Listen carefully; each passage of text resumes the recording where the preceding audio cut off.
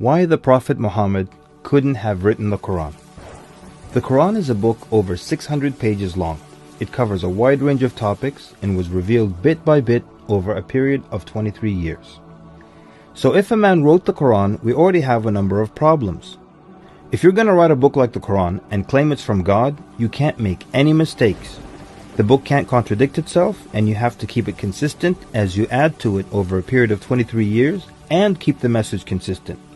The grammar and style also have to remain the same. If the Qur'an is not from God, Muhammad would have to write it himself. That means in the middle of the Arabian desert, with no books around and being illiterate, he would have to know law, civil rights law, criminal law, family law, labor law, military law, personal injury law, real estate law, and tax law. He would have to know history.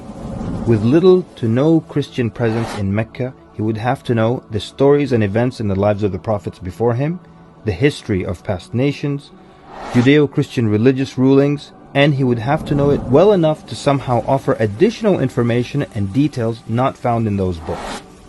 He would have to know how to develop a nation, how to start a government, know about worship and purification, invent dietary laws, know psychology, about raising children, arbitration, distribution of wealth, finance, and business.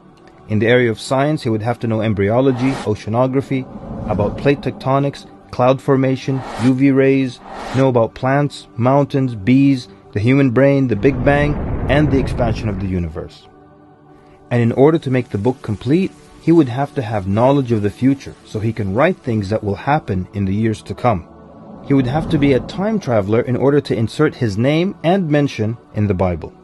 If he's claiming that the book he wrote is from God, it must not have a single solution that doesn't work.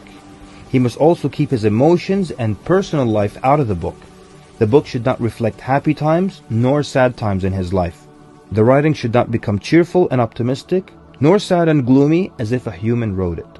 But when you read the Qur'an cover to cover, you can't sense when his wife died, when his daughters got married, when his grandchildren were born, when he was victorious, and when he was defeated.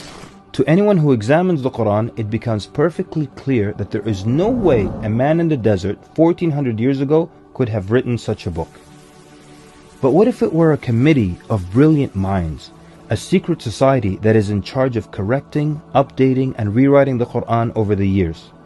Their job would be to make sure that the book appears to be accurate, has no mistakes or contradictions, and to keep updating it to agree with science and the changing world.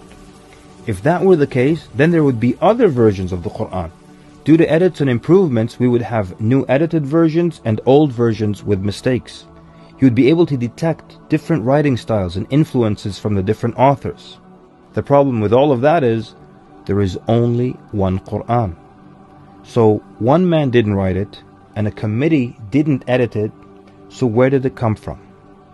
What if clever devils dictated and influenced a man to write the Qur'an? The question then would be, what kind of devil calls to good behavior, worshipping God, honoring Jesus, giving to the poor, and warns of the devil? Any way you analyze the Qur'an, you come to a clear conclusion. It could not have been written by a committee, a devil, nor the Prophet Muhammad. Since it's impossible for Muhammad to have written it, then that means he was truthful in that it is from God. If it is from God, that means he was a genuine prophet. And if he's a genuine prophet, then his message should be heeded and obeyed.